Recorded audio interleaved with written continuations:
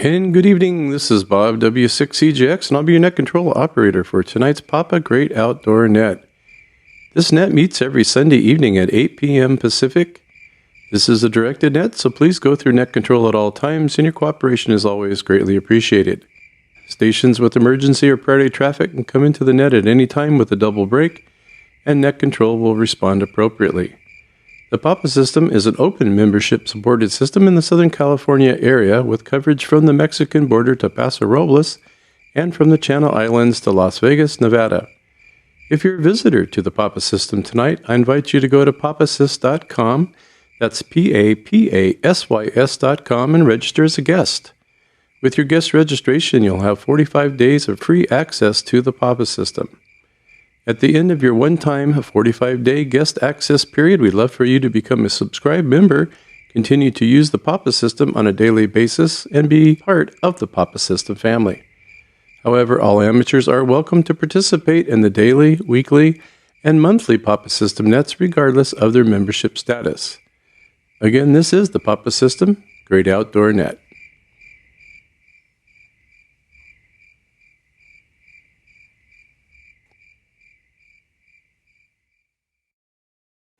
And good evening. This is Bob W6CJX for the Papa System Great Outdoor Net, Sunday evenings here at 8 p.m. as a rule. And I was only kidding about the reservations. You can check in if you don't have a reservation for the net. That's okay. We'll take you anyway. Hope everyone's enjoying the weekend. Not a bad one, I would say. And definitely good for some outdoor activities, so we'd like to hear about them tonight too. Before we get started, let's pause for the announcements coming up. There's a little change on the NI6IW for the midway. The hours kind of changed, and it's actually starting on Friday night, but we'll play what we got.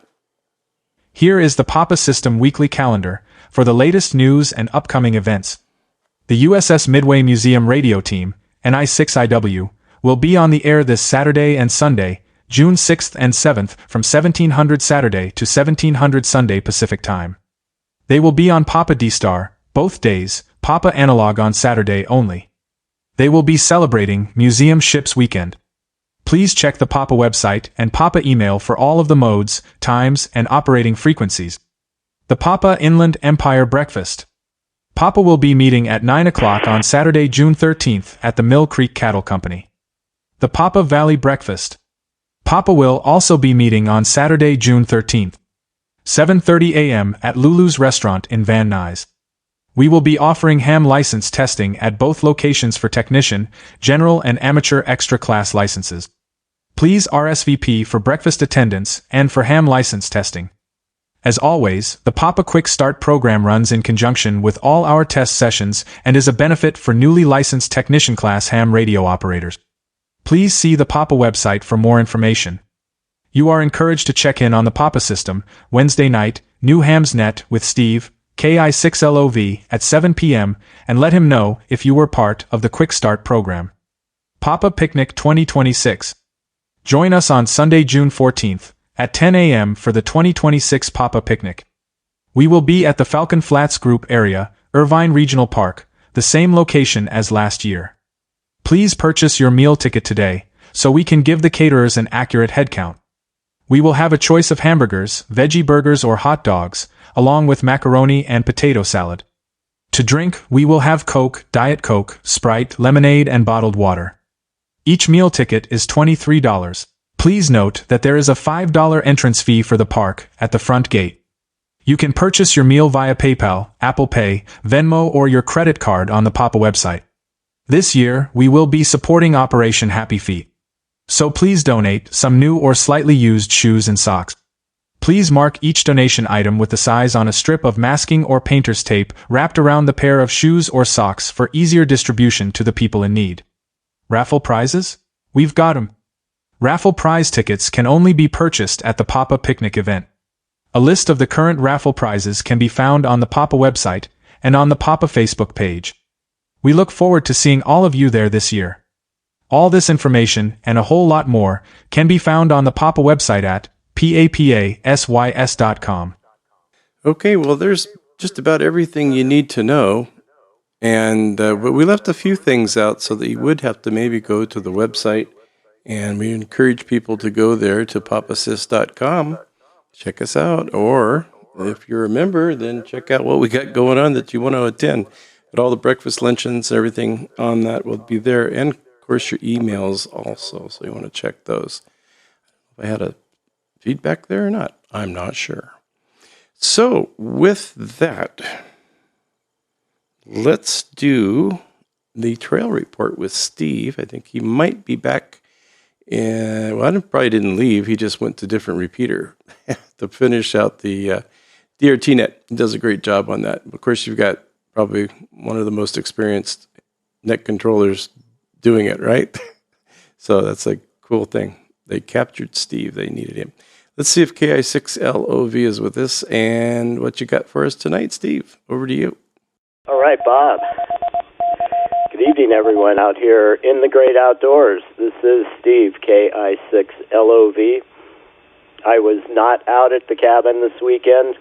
I had business in town to take care of, but I did get out and take a couple of nice walks and around my neighborhood here and over to the park.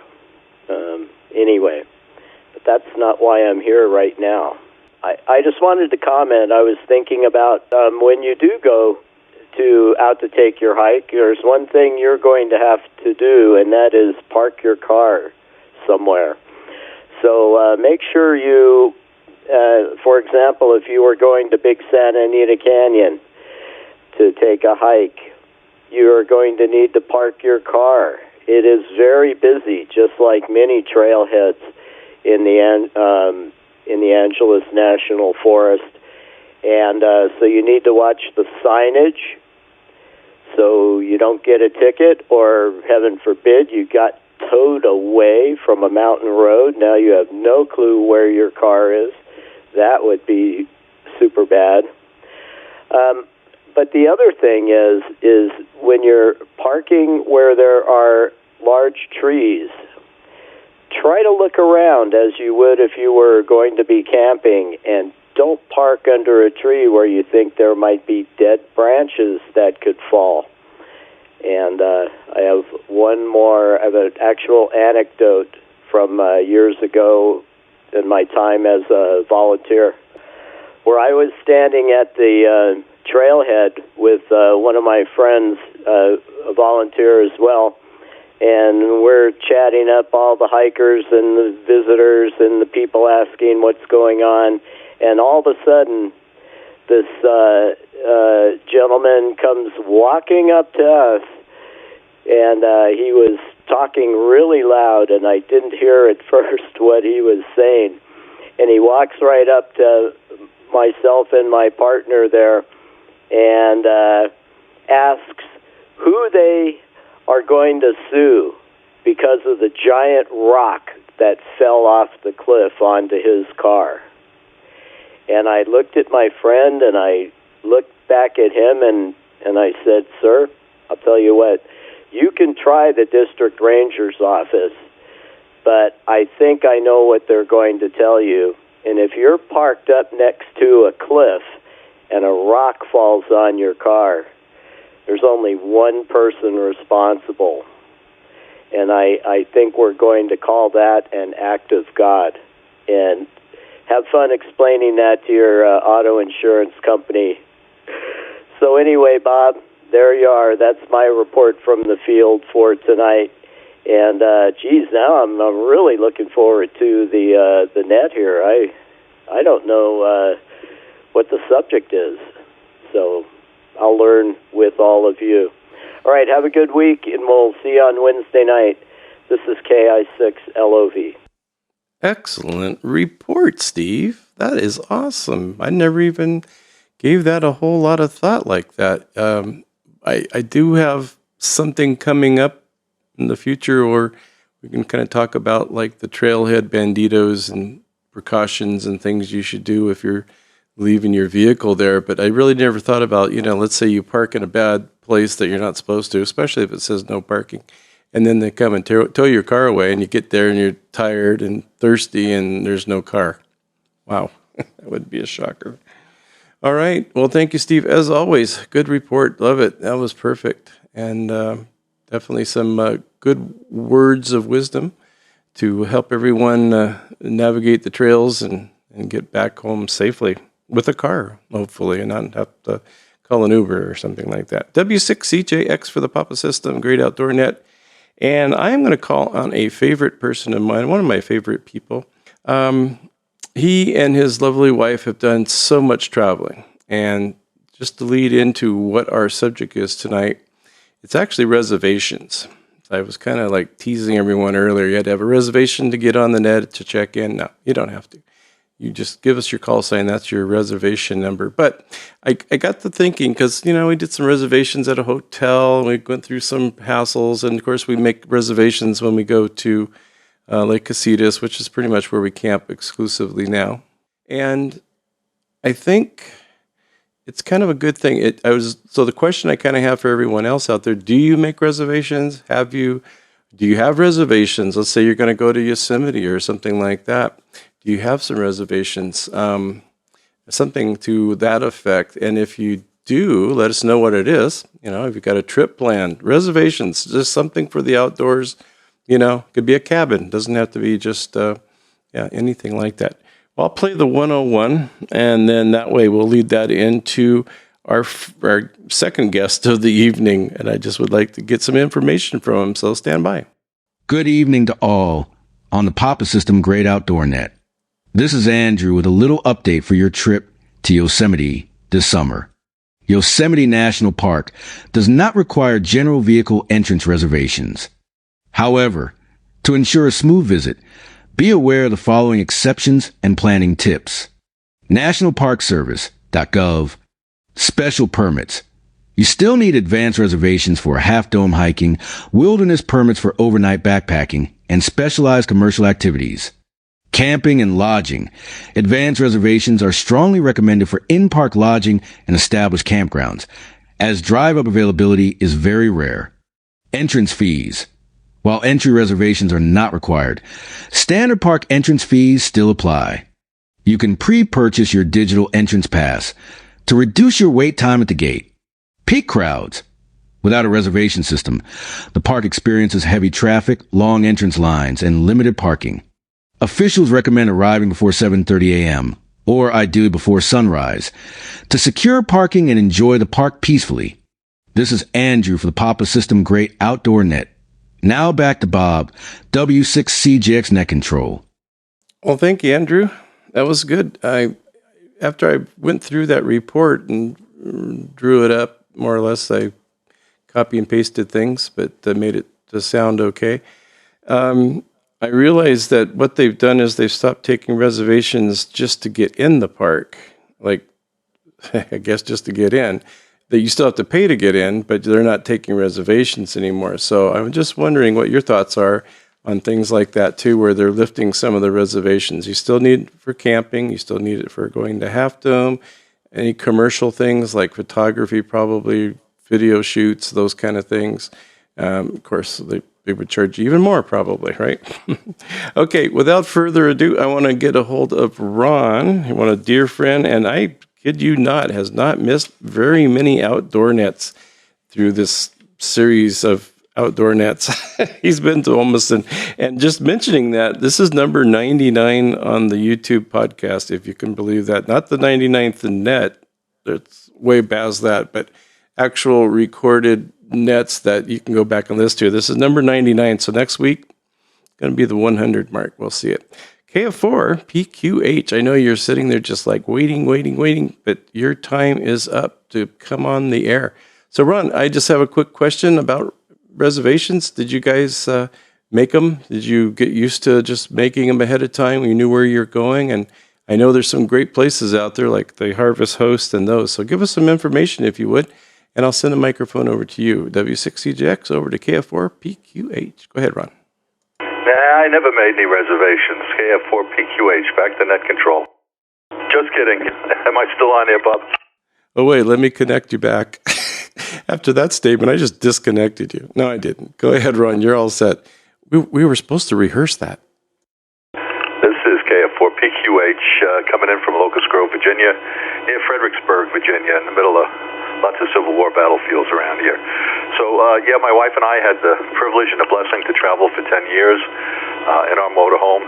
In the early years, we probably did a lot more flying by the seat of our pants unless we had a specific place or at a specific event we were trying to get to, something like the Albuquerque Balloon Fiesta, or we were meeting a group of people somewhere, or some kind of a rally or something.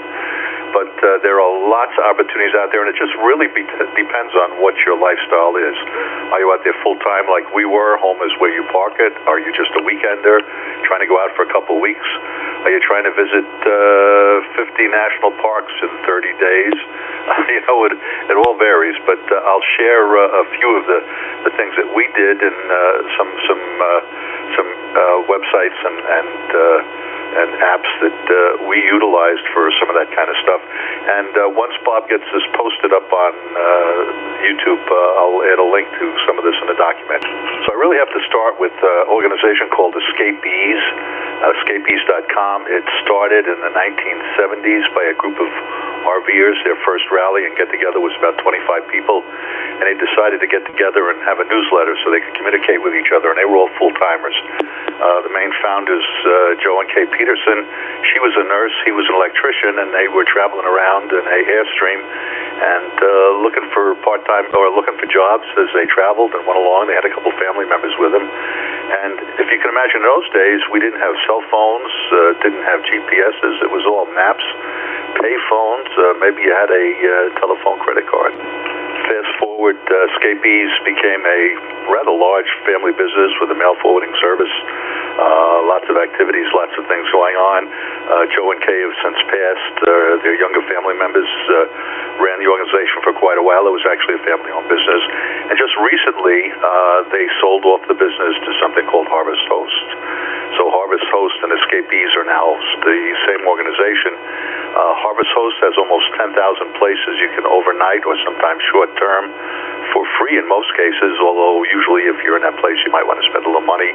It's golf courses, it's wineries, it's amusement parks, but they have a system and you pay a subscription for that. They have a system where you can reserve sites at night. Many of your organizations have got trip planning things. We have used Good Sam's Travel. Escapees has a travel planning, but you have to have memberships to pay for the memberships to do those. And that allows you to basically plot a route, and then along the way you can turn on campgrounds. You can, in some cases, specify whether they're public campgrounds or whether they're private campgrounds or what they are, and it helps you find lots of other things. Another favorite website of ours was something called Campendium.com, Campendium, Campendium.com. And they have a free membership that gives you access to 70,000 campgrounds. This is actually member-driven. People rate them and tell you how it was and how it was to get in there and what kind of cell service they had and what kind of, how many bars they got. Then they also have a premium that you can get that gives you some more services.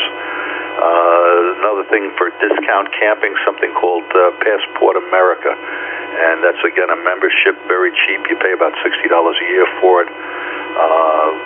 I paid a 5-year membership that was probably about $100 years ago, and that gives you access to places where you probably get $20 to $30 a night for camping, half price. But there are some limitations on the places you can go, so it's a good benefit. Am I rambling on too much, Bob? Let me just get some feedback. Absolutely not. You actually have you got it right, nailed it right there. So yeah, go ahead. You're just fine. You do have a hum in the background, which is not big deal. It's just something coming in probably with you through the hotspot there. But you're fine. Go ahead. Yeah, it sounds great. Good information. I'm making notes. Back to you. Yeah, it's funny. I don't know yet. I'm actually hearing a little bit of hum on your end too. So I don't know if that's the system or the internet or what it is. Another good benefit, while we were out on the road, some friends of ours said, "Are you Elks?" And I said, "No, Elks." And actually the Elks, the Moose, the American Legion, and the VFW, but the Elks and Moose especially, many of their clubs have got campsites. In some cases, you might just be able to boondock, in other words, not hooked up to anything in their parking lot. Or some of them have real campgrounds, so they have parking spots with water and electric, and they'll have a dump facility nearby. I've stayed in Elks Lodges all across the country and even up in Alaska. We stayed at a couple of Elks Lodges up there on the Homer Spit and Valdez and a couple of other places. Palma Wasilla, where you can see Russia from your back door, if you remember our friend Sarah. Another favorite thing to do, and depends on your friends and their neighbors, but you can make a reservation with a friend. We call that mooch docking. That's where you go and pull up in their driveway and hang out for a while, or maybe sits in a cul-de-sac somewhere. I had a friend in North Carolina. We'd go sit in his cul-de-sac for a few days and run a little extension cord into his house and step things down. It was only a 20-amp cord, but it at least kept the lights on in the place and kept the batteries charges. There's boondocking available on federal land. Lots of things you can do. And then there's all sorts of apps. One of the other things I would suggest to anybody who's into motorhomes, RVing, RVs, my favorite mechanic always said, every time you move your house, you put it through an earthquake. But one of my favorite resources for information about motorhoming, RVs, and everything is thervgeeks.com. That's thervgeeks.com. A couple of guys been out on the road 20 years. They actually announced they're going to leave the road and hang up their keys, but they were over there 20 plus years. And their website is full of all sorts of resources. So I think that's about everything I got on the list here. I'll refine this a little bit better, and I'll put it up on Google Drive or something, along with another couple of sheets I've got with a bunch of different resources for folks who may be interested, and I'll post a link on that once you post this on the YouTube channel. So this is KF4PQH, back to net control, and I don't know if you want to open it if there's any questions or anything, but just a lot to cover in a short time. KF4PQH, back to net. No, absolutely. Thank you so much, Ron. I really appreciate all that research. I know when I was thinking of, asking you, I thought, Ron's really good at like researching stuff. He's done that for the net just on his own for other things. And sure enough, you did. And of course, a lot of it you did yourself too. I remember the Elks Lodge. Yeah, I used to go through Santa Maria on a daily basis practically. I'd look over at the Elks Lodge there, and they had several pads, like a camping ground, like you mentioned, and people would be there. So I'd kind of look and say, oh, that motorhome's been there. Geez, that's been there like 2 weeks. They're still there. But, you figure they've got, I think, food in there. I mean, go out too, but they have the bar. And so I figured it was kind of a cool little place there, a way to go with that. All right. Well, thank you so much, Ron. I appreciate it very much. Great job on that. And let's take some check-ins. And if you have questions or a comment to Ron or just to the subject, or if you just want to say hi and, hey, I rode my skateboard today in 20 years or something, let's find out. And we'll welcome everyone, reservations or not. W6EJX, net control, looking for stations. Please come now. November Julie 6, Alpha Uniform Bob, Mobile Papa East. Jim, Cerritos. KO6, Number 6, Hotel Alpha Lima. KJ6GEU if you didn't get me the first time, Bob. On the Kern River on motorcycles. Yeah, got you, Bob. And the station that I was hoping you would check in tonight, I heard you talking earlier, the station that's on the Kern River, or up in Kern somewhere, on the motorcycles camping, that sounded really good. You'll have to give us a little bit of traffic on that. But let me have your call sign. I didn't quite get it. Yeah, the name here is Doug, Kilo Alpha 6, Bravo Victor Tango, coming in on the whole star with a Starlink. And there you go. Starlink wins again. Yeah, that's what we have for our trailer, for everything, I guess, for the phone, no pool, no pets. And I don't smoke cigarettes anymore. Thank you, Doug. And I got Bob, I got Hal, I got Jim and Cerritos. I got Bob twice. Okay, let me put you up here. And believe it or not, that first pile up, I got everybody. I got Adrian H&G. I got Dale and AAQ and 6AQQ. It doesn't mean I wrote it right. I did get him. Let's go to Dale in 6AQQ. Welcome, Dale. Good evening. And how you feeling? How's it going for you? Good evening, everybody. This is Dale in 6AQQ. I go to the doctor tomorrow at 11 o'clock. Hope they'll figure out what's wrong with me. I still got pain. I've had it since February. I've had all kinds of tests, and they haven't figured out anything. So we'll see what happens. Anyway, other than that, everything's, I'm listening to the net. Don't have an RV, but interesting. N6AQQ, good evening. Well, thank you, Dale. I hope they can find out. Yeah, I just, in the last week or two, developed a few more little pains here and there as we were kind of talking last night. Darren did a great job on the Saturday night roundtable and talking about retirement. And so some of us were saying, yeah, you start counting how many different pains you have and where they're at and how bad they are. And what do you take for it, So, but anyway, no, I hope you feel better, and hopefully we'll get to see you at the picnic also. Thank you, Dale, as always, for being there. And let's say hello to Adrian, KK6HNG. Hey, good evening, Bob, and everybody on the net. This is Adrian, KK6HNG. And wow, what Steve said and Ron couldn't be more timely for me. Because, yes, I hate those don't park here, don't park there, all over the place. Yeah, I know my friends that own cabins in the canyons and whatnot like that because they say it's going to be fewer people. But you know what? That U.S. forest lands are maintained with everybody's tax money, not just with people having cabin. So I wish they would make more parking spots, and I wish they will not put do no park in places where they don't belong. And yeah, I guess we are big boys and decide whether we want to take a risk or not. As for me, I had more risks from two-leg animals than from nature rocks or whatnot in many years in that canyon. But anyway, talking of Yosemite and reservation, interesting because last week I was actually in Yosemite. And I was without a reservation because it was like a last-moment decision. So, long story short, coming back to what Ron was telling us, I started to get places with no reservation a few years ago, like right after COVID. And I started with a site called iOverlander. The site still exists. It's membership based these days, but it will get you campsites for pay or for free in a lot of places. And that's how I figured out some good boondocking sites close to Yosemite, close to Sequoia and Kings Canyon, close to the Sierras, and many other things like that. So, yeah, that happened like that. Now, what do I have to say about reservation for activities inside the park? Well, I would think it's necessary because it's only that many places that you can reserve.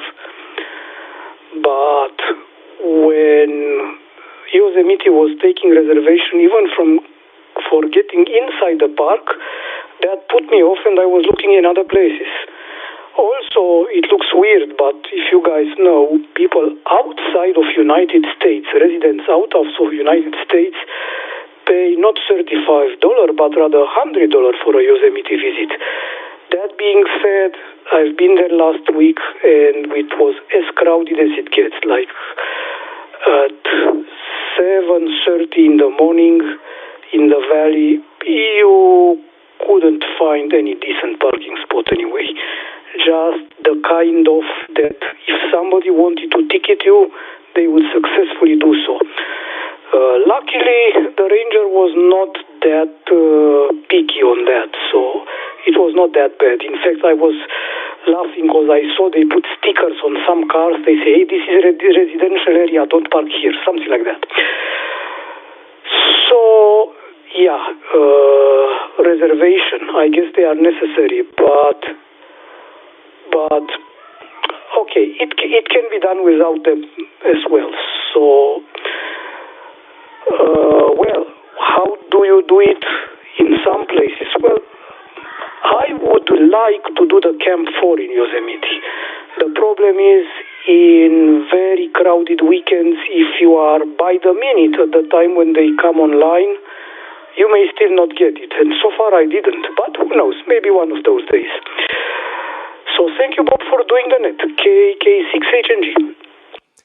Well, thank you, Adrian. I was thinking of you when this subject came to mind, because I know you've made many trips to Sequoia and to Yosemite and those areas, and I was just curious to see if you were actually making reservations or just, like you said, for the weekend that you just went on a whim and decided to go, and that's great. So that's part of the adventure, I suppose, too, right? So it's not like but then again, you could also be sleeping in your car in some town somewhere because you couldn't get a campsite. But we will see. Thank you so much, Adrian. Appreciate you. And we'll have to start talking about the Papa Hamp Camp coming up soon in another couple months. So let's say hello to Bob. Hopefully we can catch him. He's mobile usually, KJ6GEU.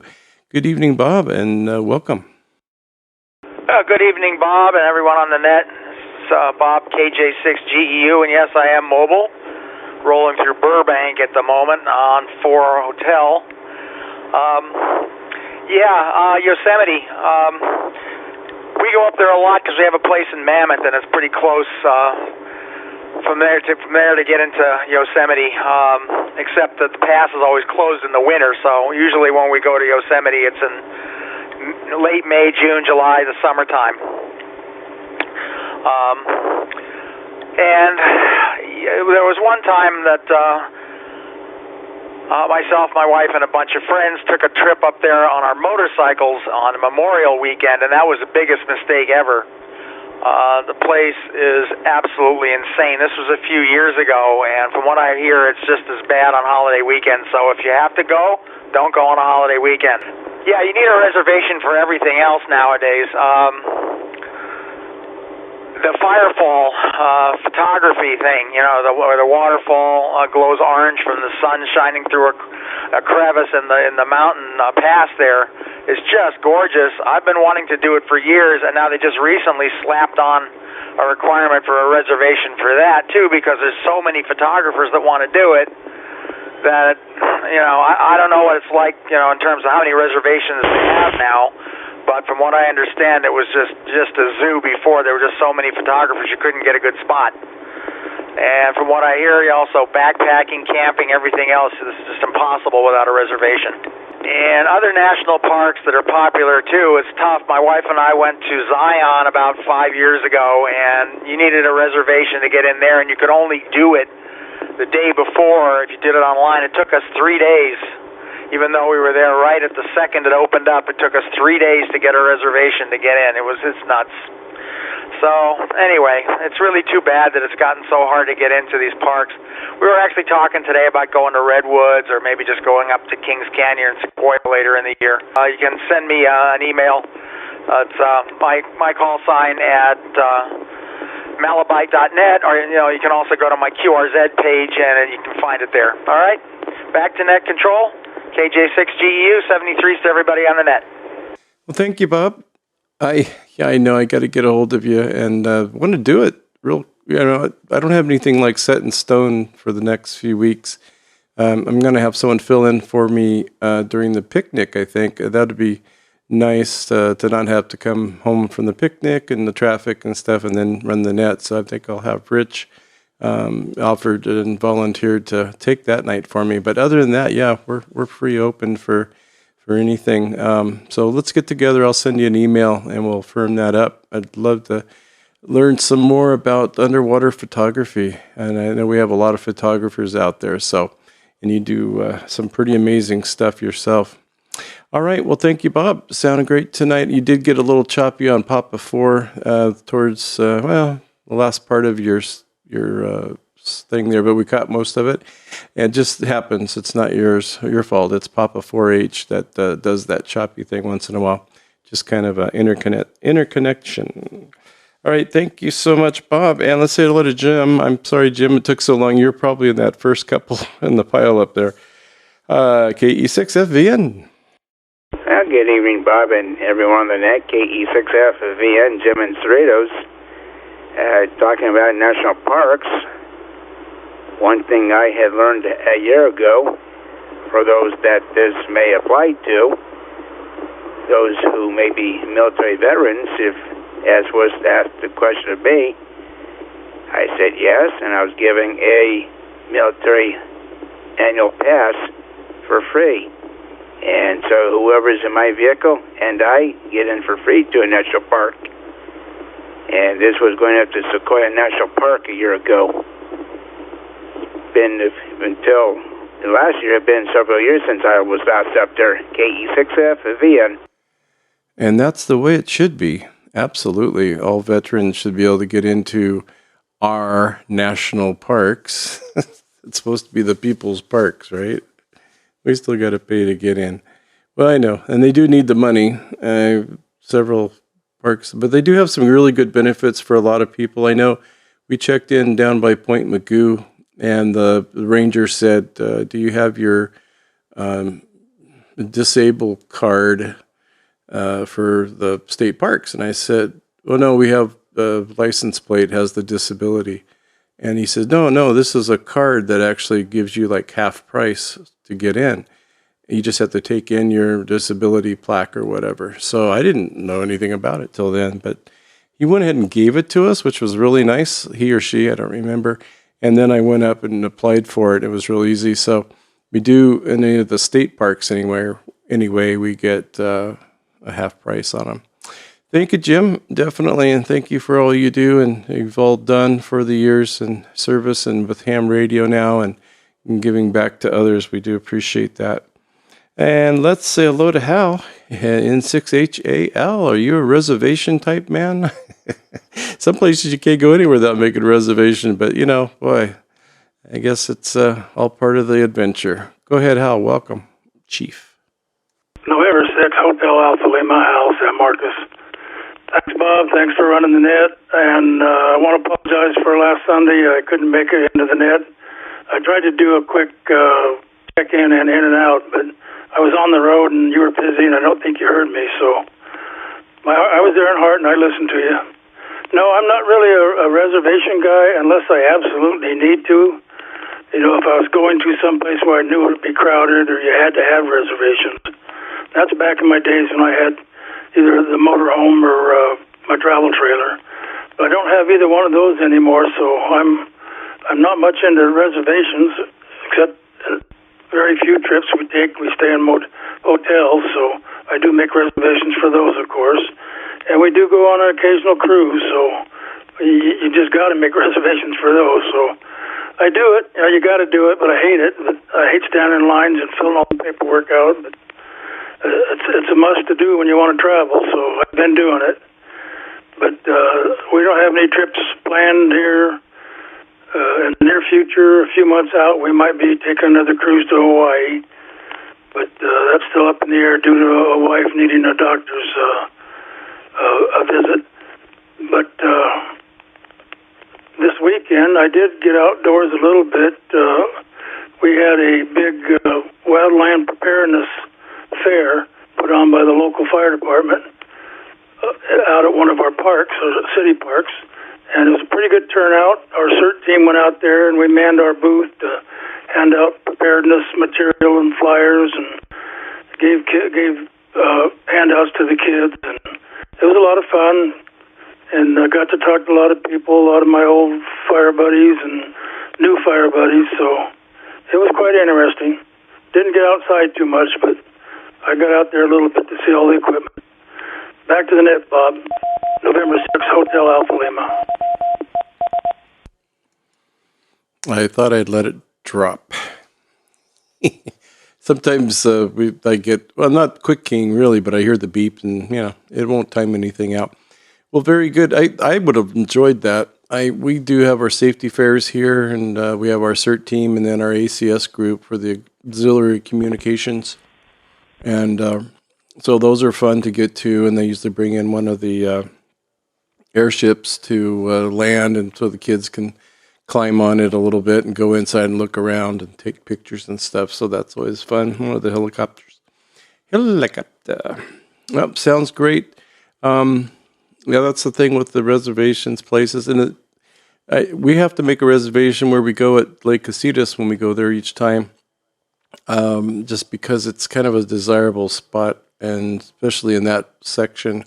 So you gotta we do good because we don't go on the weekend. So we'll go on maybe a Sunday because people are leaving, and then Sunday night, Monday night, come home Tuesday, or go Monday night. Well, we don't go too much on Sunday because I have to do the net. Although I did do the very first outdoor net on a Sunday from that campsite, so I guess I can say that.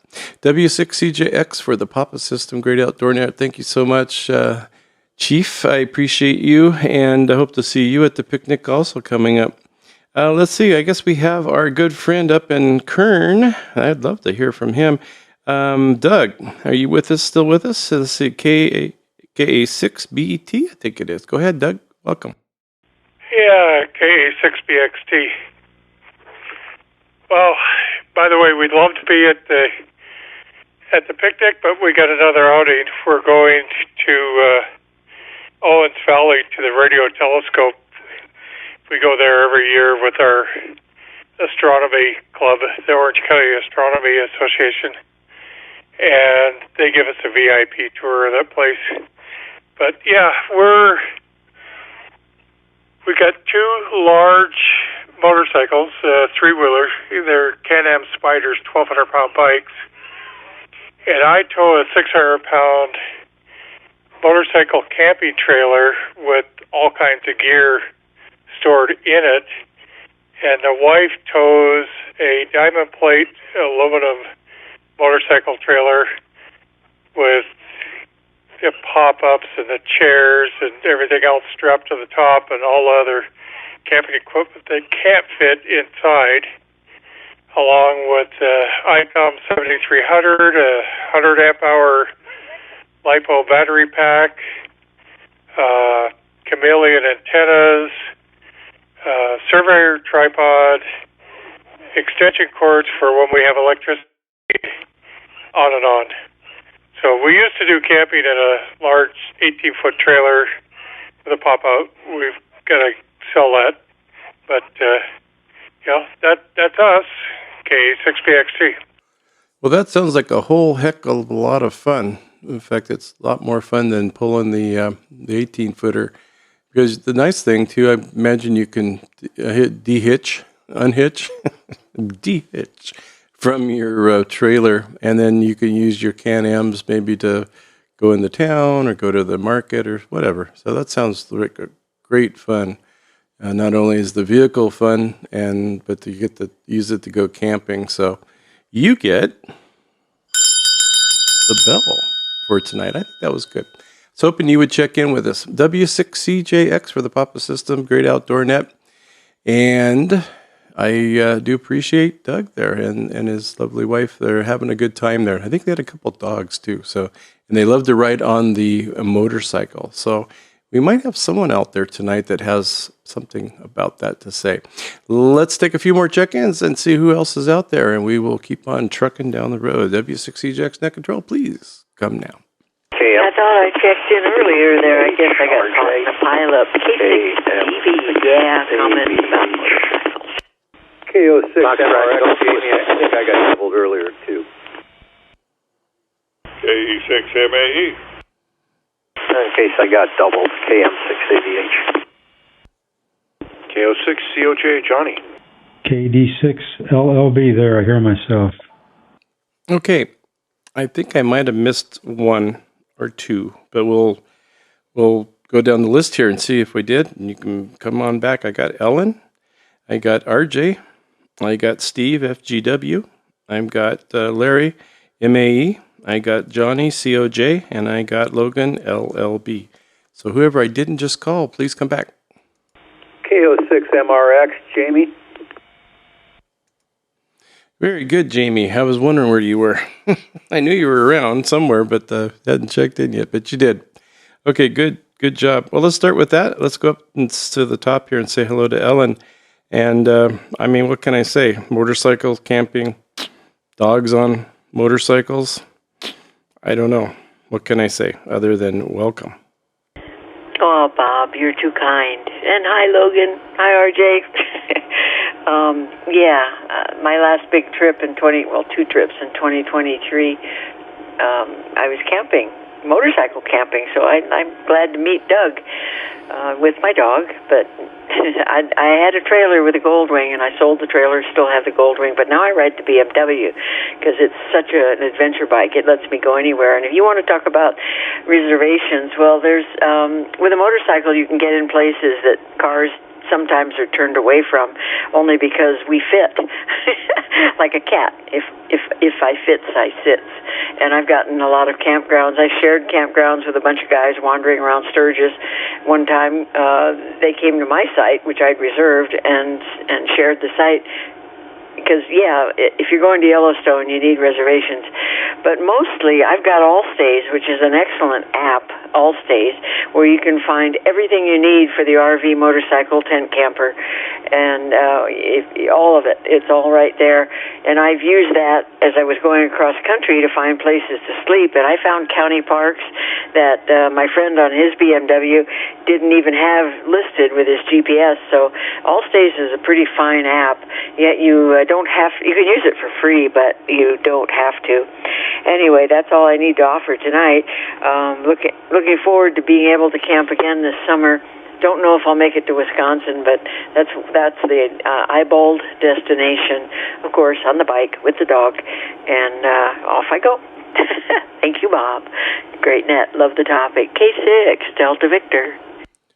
Well, thank you, Ellen. Yeah, I figured, that's a good point. I like how you brought that up. I always try to hit the highlights or that I learned something and not thinking about, a motorcycle could definitely fit in an extra campsite. Let's say if, I don't know how you couldn't, maybe somebody would say, hey, come on, you camp here or something. But if it's all full, wow, that's great. I didn't even think of that option of having the trailer, I get trailer on my brain. I want to do trailers some night too. There's some interesting stuff about trailers, people that have pulled them before. All right, well, take care, Ellen. And didn't get to hear anybody on the Simplex Net this morning, but I did hear Evo doing the follow-up, I guess. Maybe I heard you too. I was just drinking coffee. Let's say hello to AVH, our good friend RJ, KM6 type. Hey all, good evening. I had something, but I've been in and out here, and I want to make sure that if the topic wasn't covered for senior park pass for national parks. I know somebody covered it for veterans, but did anybody mention it for seniors? Not really directly. I think Adrienne alluded to it a little bit, but I would love to hear about that. That's good information. Go ahead, RJ. Yeah, on one of my road trips, I went to Yellowstone, got up to the entry booth, and the lady I pulled up, and the lady looked at me. She goes, "How old are you?" I said, I'm 66. And she says, "Oh, you don't have to pay to get in." She goes, "Let me see your ID." Imagine that. You have to show ID to prove that I was that age. And she gave me a park pass that, like for veterans, it allows me and anybody else into the park free of charge. And so I've used it quite a bit, and it's really nice. It's also probably one of the contributing factors to the overcrowding, or I don't know what you call it, overcrowding, let's say, is seniors using the free pass to get into the park, and so they, I'm sure that's upped the attendance just by that factor. And then, unfortunately, I'm not going to be able to make the picnic this year. I got off the plane there from New Zealand, and had a few days to reorganize, and then I had a scheduled surgery for my shoulder. And so now I'm in a sling, and I will be till something like the 16th of June. So it's rather awkward to get around with this contraption attached to me. It was an elective surgery. It wasn't anything that I had to have done, but it's one of those, the sooner you do it, the better it is. Anyway, KM6AVH, back to net control. RJ for president. Comment? All right, I'll pick it up. I guess I better. Everyone else is picking it up. Okay, RJ. Well, yeah, you take care and get that shoulder back in shape. I've had some elbow issues. I broke my elbow, if anybody remembers that one time. But it feels like the same thing, but I'm sure I didn't break it again. It's just probably tinnitus or something.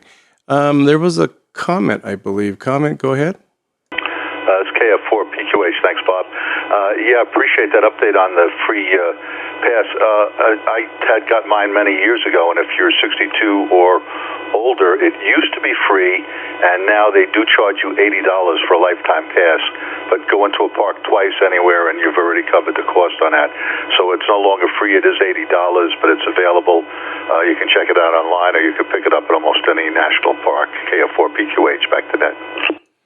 Yeah, that reminds me, I got to figure out what we got when we went to Yosemite 2 years ago, and it really wasn't crowded. It was beautiful. God, it was the best time to go in the fall. I think it was October. But they gave us a pass, and we paid to get in, I think. I don't even know if we paid to get in. I don't remember, but we put it away somewhere. We need to find it. I think it was either good for a year, and then I think we mentioned this one other time on the net, and then Adrian said, no, it's good for a lifetime. So I need to go back and look at that because, yeah, you're right. If you go twice, to get into a park like a national park or whatever, definitely would cost you that and more, right? All right. Well, thank you, RJ, and thank you, Ron, for a follow-up on that. Let's see if Steve's with us. I know he's done a few hikes up through to Whitney. I know you got to do permits. There's kind of like a reservation, and sometimes they have like a lottery thing going on. So let us know what you've had to experience on that and any other place, in any of the June Lakes or Crowley or wherever you guys go up there that way. That would be good information. Over to you, Steve. Okay, very good, Bob. And this is WA6 Foxtrot and Gulf Whiskey. And, I can't say that I recall the details, but I know that, like in the case of Mount Whitney, I always tell people that I did it the easy way, and they say, well, what do you mean the easy way? Well, I said I spent 4 to 5 days, working my way around the backside, up at 12,000, 13,000 or whatever, and that really did a lot for getting acclimated. And, of course, cost of entry and whatnot, free, as several people have mentioned. And also some of the, BLM campgrounds, some of the other ones also have like half price for the camping side, which is also another bargain when you figure 50% off on the cost to pitch that tent or pull in your trailer and that sort of thing. What else? By the way, as a point of reference, I'm not sure how many places actually carry that. I thought it had to be a federal type location, but we're blessed here at the west end of the San Fernando Valley. King Gillette Ranch is one of the sources for that over 62 pass that people have mentioned. And if you think there's a chance that you get a pass and it gives you a discount, mark it down.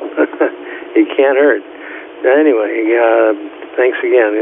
Looking for a good summer of doing some hiking. WA6FGW. Well, with the weather that we've been having, it's actually been pretty nice to go hiking. Did a little bit of walking. I should be doing more maybe bike riding or something, but definitely it's been, kind of cool mornings, especially over here, and, not excessively hot yet. So it'll come. We know that. Definitely. Well, that's interesting. I didn't think about coming around the backside. Like, so that would be coming like from Yosemite, maybe on the John Muir Trail, something like that, coming up through the back, something similar to that. That's the best way I could think.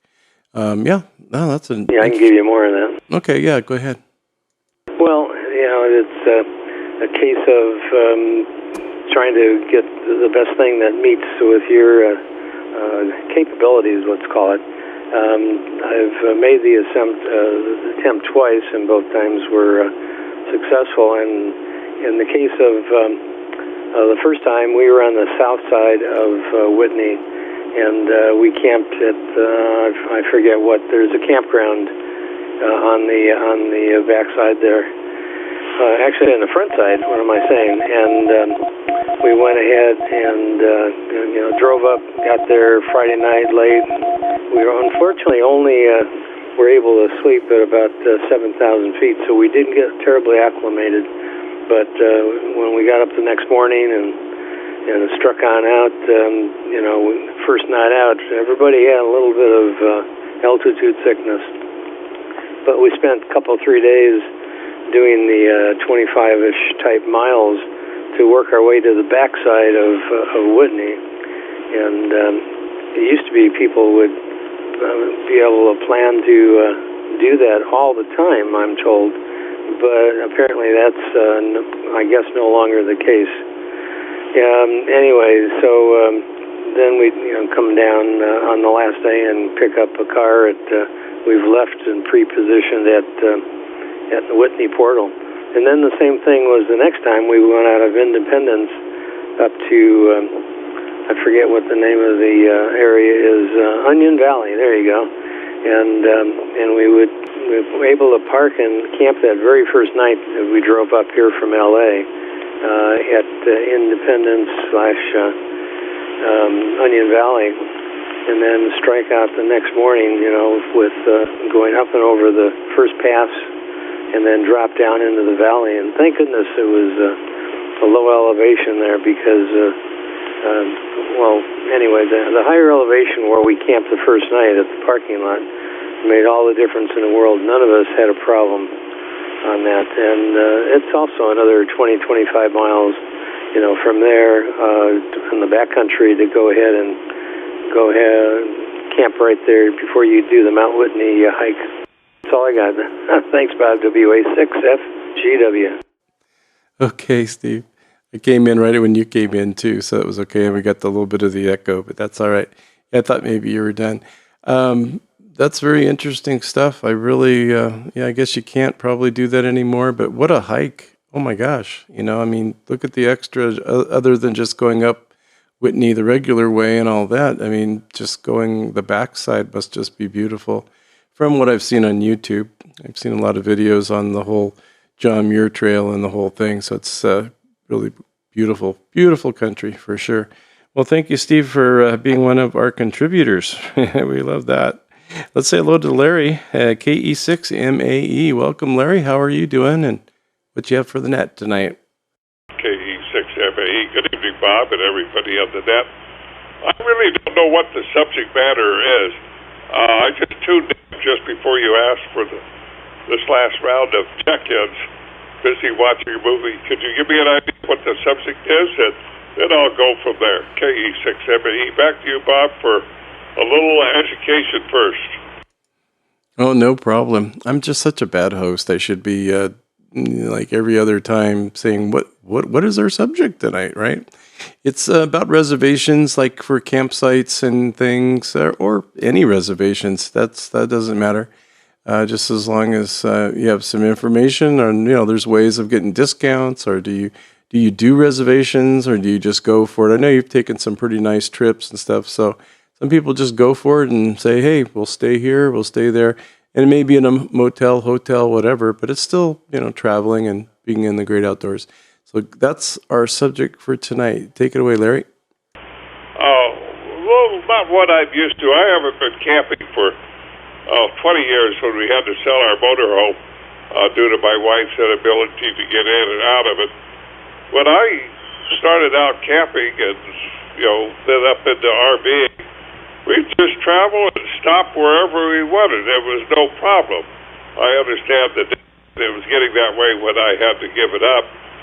Same thing, where you had to get reservations, you had to have everything nailed down ahead of time. It was getting quite expensive.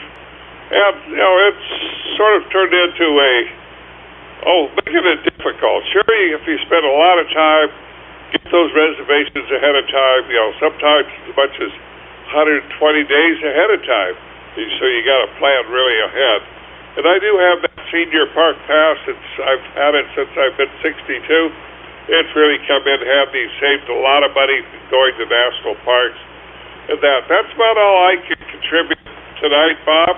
Thanks for letting me in. I thought it was another subject, but hey, I'm not going to go out on a motorcycle. If I'm going camping, it's on four wheels. KE6MAE.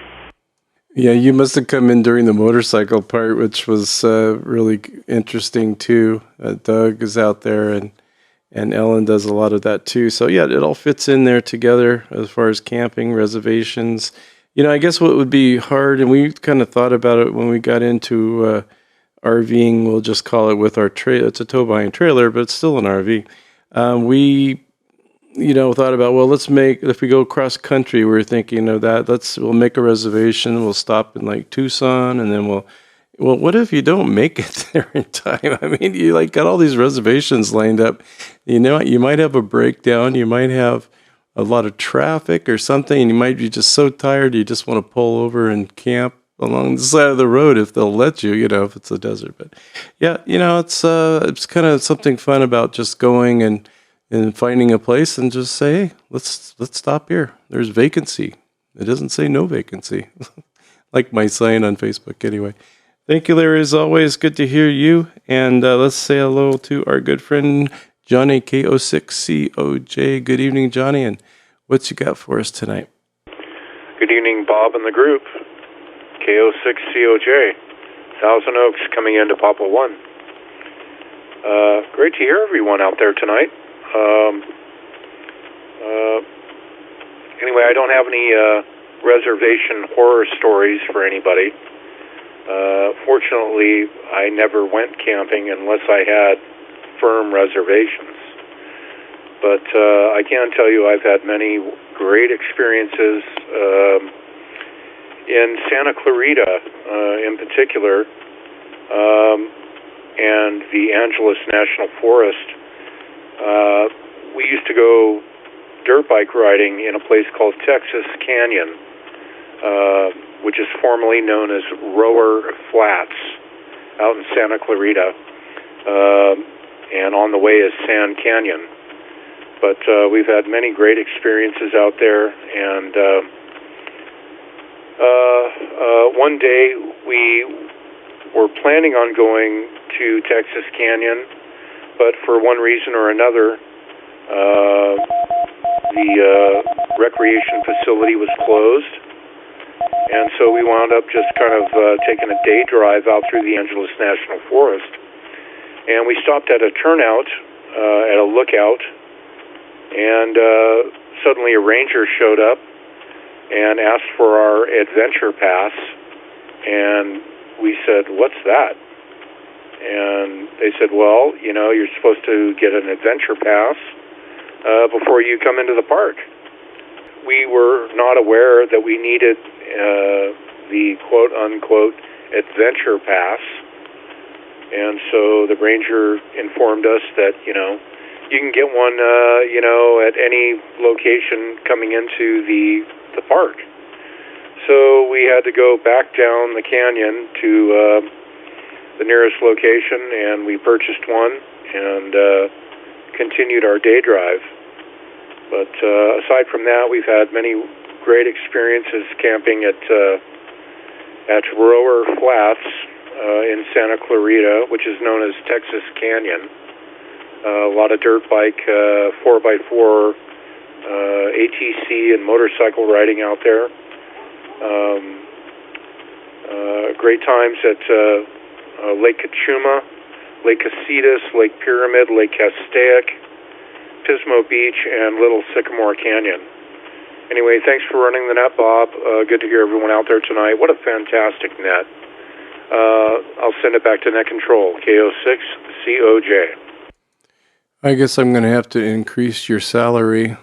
Boy, fantastic net. I like that. It has a nice ring to it.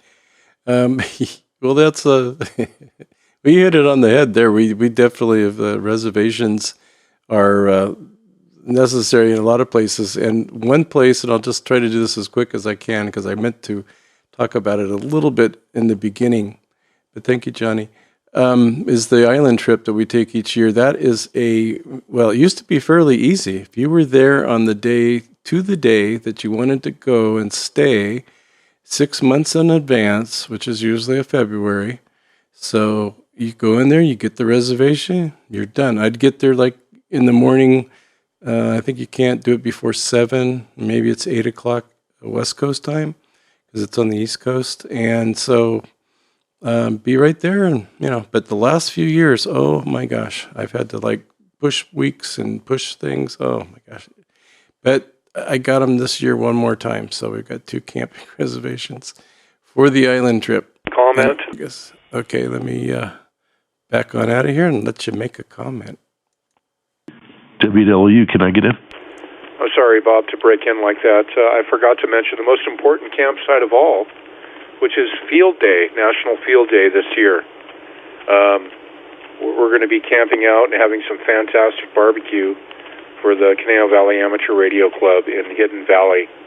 And it'll also be kind of a dual going away party for Johnny, because I'm moving to Texas and leaving California. So anyway, back to Net Control, KO6COJ. I just forgot to mention it. Well, we're going to make that a party for sure. Field Day and Johnny's go away. Oh, you don't want you to go away, Johnny. But that might be fun. I've been to the Sea Arc a few times, and I did get Lou. So just to let you know, Lou, I got you. People are popping in and out here all over the place, but I can keep track of them. But yeah, that'll be fun. I think it's the last weekend in June, something like that. Okay, thank you, Johnny. And let's go to Logan. He's been patiently waiting. He may not even be there anymore. I apologize for getting to everybody kind of late, but KD6 LLB, it's probably worth waiting for. Hey, can you get WLU in? Go ahead, Bob. KD6 LLB. Well, we do have some impatient people, so I guess I will let Lou come through. Got a few ahead of you, Lou, but no, we haven't heard from you for a while, so I think it'd be great to have you come into the net. So W8LU, let's try that again. W8LOU, how are you? And welcome. Well, I just wanted to get acknowledged, and you could have called me later, but thanks for letting me go around Logan. He's such a gracious guy, such a nice guy. But yeah, I came home from Japan yesterday, got home about 9 p.m., I'm sorry. Came back several days early, unfortunately, due to some situation here. But nevertheless, we crammed in a lot in 6 days and had a lot of fun and got to see the oldest temple in Tokyo, Sensoji. Took some great pictures there. Got to go to the Sky Tower, went up 450 meters to the top, and that was pretty cool. Tried drinking a beer at 450 meters. Yeah, that's kind of cool. But the view of the city of Tokyo is amazing at night. We went to the Tokyo Tower, but because we got to go home, we missed the Mount Fuji trip and the trip on the boat that they do all around in the canals and the ocean right around the outskirts of Tokyo there in the ocean. But we didn't get to do that. And then we didn't get to go over to Osaka and Kyoto. But hopefully the next time I make it there, we'll make it over there to see that. And I wanted to get to Sekai City, because that's where they make the best samurai swords, and that's where the home of Spyderco is. No, not the home. That's where they're manufactured originally. But they got cheap and started making some in China. But the real good ones are made in Sekai City. If you're a knife buff and know knives, you know that Spyderco is manufactured in Sekai City. So, yeah, with that, thanks for having me. Sorry to cut Logan off. I know he'll be much more informative and educational and all that good stuff. Well, good to hear you, Bob. I didn't get pictures of the cherry blossoms because that was already over with. Your wife wanted to see that. That was already over with before we got there. But hopefully she's been perusing the pictures and enjoying my good photos there. And thanks for for having me. This is Whiskey 8, Lima Oscar Uniform, Lou here, and I'm here with a fellow ham. We're having dinner and haven't seen each other in how long, Greg? CB radio, I was back in the 70s. Yeah, we know each other since the 70s, CB radio, man. But, yeah, he was one of my Elmers back in the day. All right, 7-3, W8LOU. Well, that sounds like a fantastic trip. Definitely. Yeah, we were seeing your photos coming in on Facebook there, so definitely some fun. And I don't know if I'll ever get to Japan. I went to Taiwan twice and loved that. It was great. So I'm glad you had a safe trip and made it back home safe. And yeah, no worries. Logan gracefully let you go ahead. No, I got you, I think, the first time, but then I just thought maybe you had something like an urgent thing. I don't know. I just thought I would let you in. That's all. Good to have you there. Let's say hello to Logan, KD6LLB. Thanks, Bob, and good evening, everyone. So, yeah, I definitely didn't mind waiting. It's been a great net, as always, and I really enjoyed hearing a lot of the stories. It's always the case that people come in on this net and tell stories that remind me of things that I just like being reminded of. As far as reservations, I mean, yeah, I guess I make them because they're, it's pretty helpful. But and I do have a reservation hell story. My first backpacking trip in the Sierras, and I think it would have been 92 or 3, probably 92. I learned what was involved in getting a wilderness pass, a backcountry permit for Whitney, and nobody gave me heads up, and I got the full experience of sleeping at the ranger station with tractor trailers downshifting, making just incredible noise, thick diesel fumes, and the sprinkler system that comes on in the middle of the night, and then you end up sleeping on the sidewalk. And anyway, so that was when I learned how things were with reservations in California. I figured out some of the angles, but I'll just say I have a lot of nostalgia for the olden times when we used to ride our horses, we drove cars, but it was when Model T.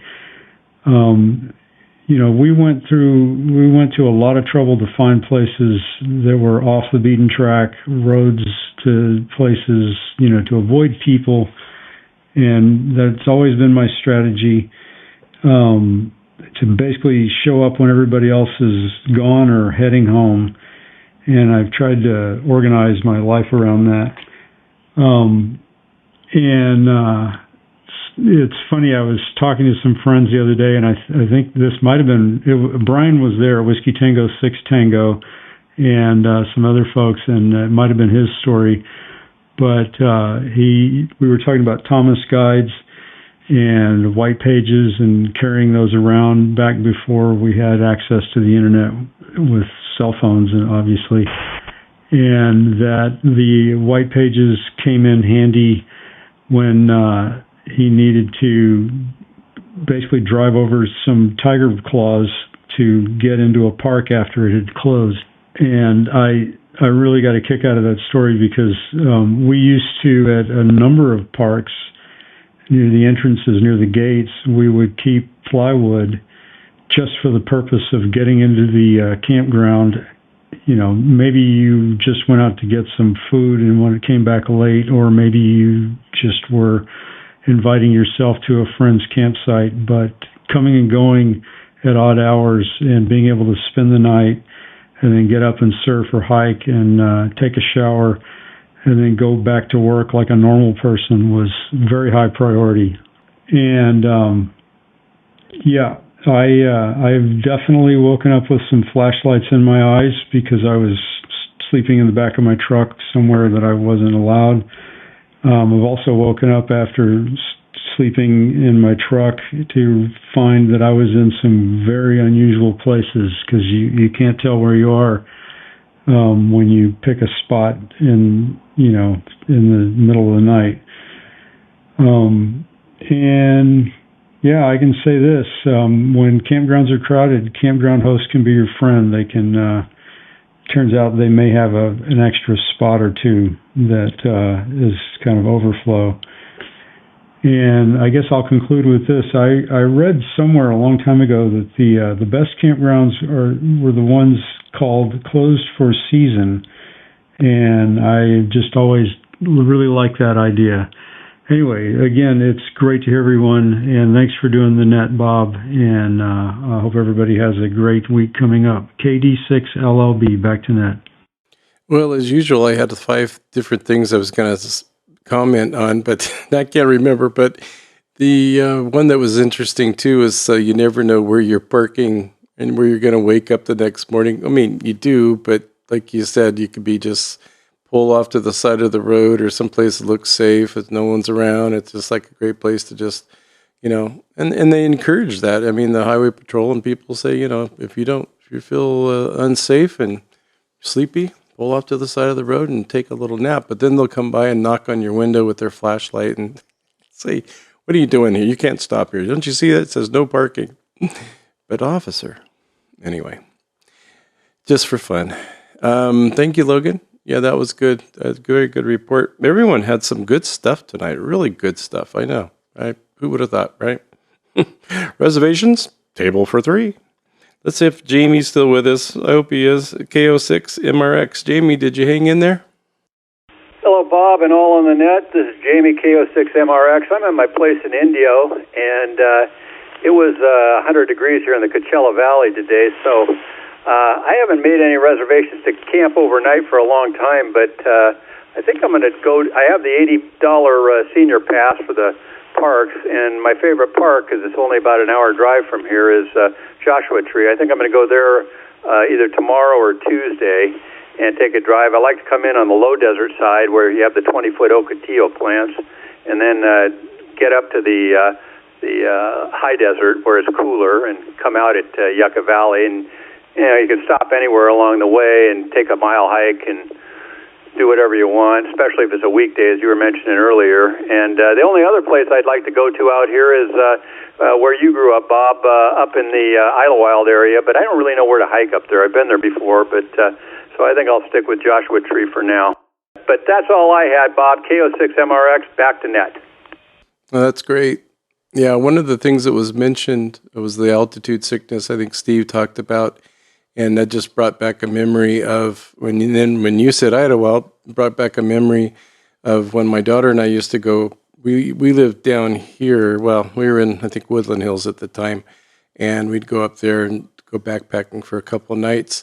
And what I would do is we would go stay in town and, get up to at least the 6,000 foot, 5,000 foot level and spend the night and, go out to dinner and just walk around town, get our legs going, and then, of course, acclimate a little bit to the altitude since we came from the flatland. And that seemed to help a lot, too, once you get going the next day. So, yeah, that's some beautiful areas. That's the one not bad thing or negative thing on going up there. If you take the tram up, you're going to go from, I guess the bottom of the tram's like a couple thousand feet. But then you're whisked up to like 8,000 feet, and you have no time to acclimate, 20-minute ride. And then if you go from the other side, like I said, you go through Idlewild, up through Humber Park, and then you could take like Devil's Slide Trail.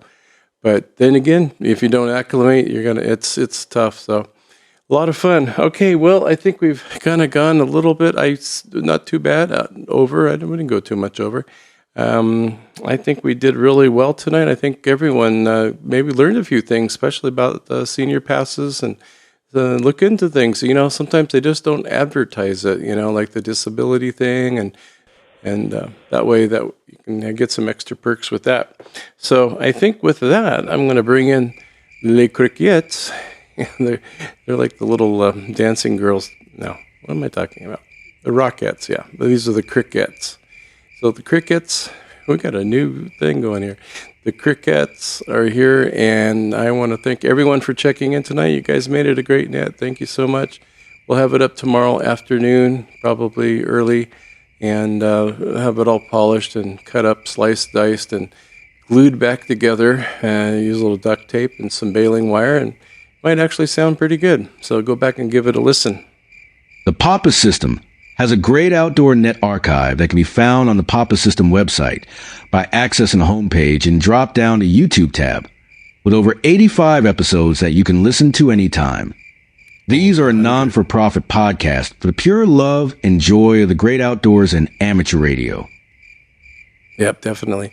No profit there. It's just all amateur radio at its finest in the great outdoors. All right, take care. Thanks to Papa System. Thanks Cecil, tech team. And I want to thank the net controllers and everyone else that does everything behind the scenes and volunteers. That's a good thing to do when you retire. You go to the Papa System and say, I want to volunteer. And raise your hand and you will be given the oath and you'll be welcomed. Everyone have a great week ahead. We start our week here on Sunday evenings at the Great Outdoors. So we'll see you next week on the Great Outdoors.